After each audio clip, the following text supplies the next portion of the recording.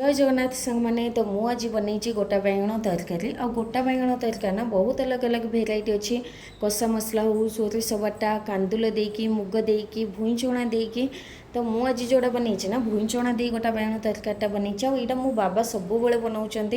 से जेबे भी आसबे ना भुई चणा थी ना कंचा कांदुल जदि आसो से टाइम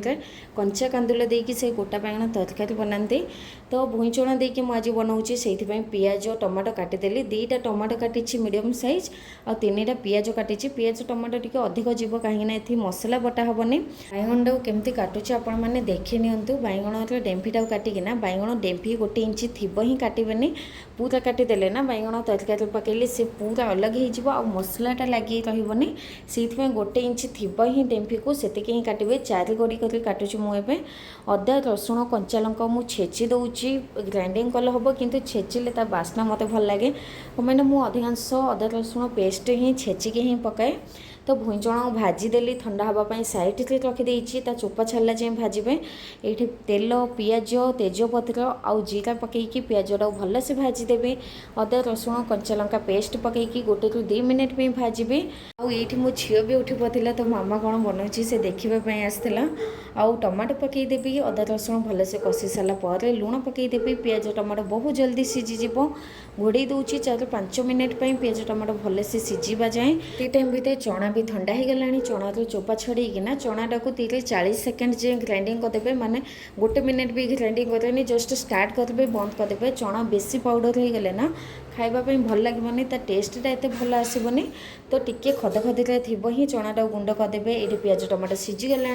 सब बेसिक मसला मु पकाउची जमती हल्दी गुंड मरच गुंड जीरा गुंड धनिया गुंड आ पानी टिके देवी मसला भल से सीझा जाए कमाना मुझे भी सुखिला मसला पकाऊे ना मु पानी दी दूची मसलाटा सीझापी चनाटा को भी आपड़ ये देखिपे मु पूरा फाइन पाउडर करनी टिके गड़ी गड़ी ही रखी एथिरे भी सब बेसिक मसला पकेबी हल्दी गुंड मरच गुंड जीरा गुंड धनिया गुंड गरम मसला गुंड अदा रसुण कंचा लंका पेस्ट पकेबी तेल लुण पकईकिना भल से मिक्स करदेवी आउ टिके बेसन पकाउची बेसन पकईले हम न पकईले भी चलो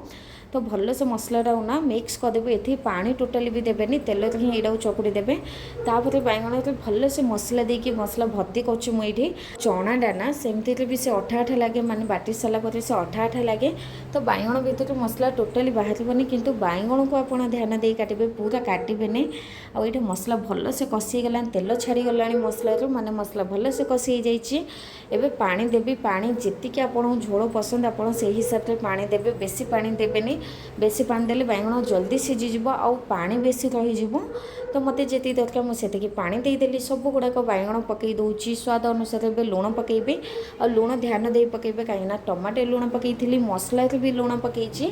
तो लुण पकईदेली अल्प चीनी पकाउची खट्टा मीठा टेस्ट आसवाई ये तेल अलग हो गला बैगण तरकारी भी हो गला पाखे टाइम नाला से पूरी बनईदेली ना रुटी भात सहित खाऊँ देखा आउ गोटे भिडियो रोचे बाय बाय जय जगन्नाथ।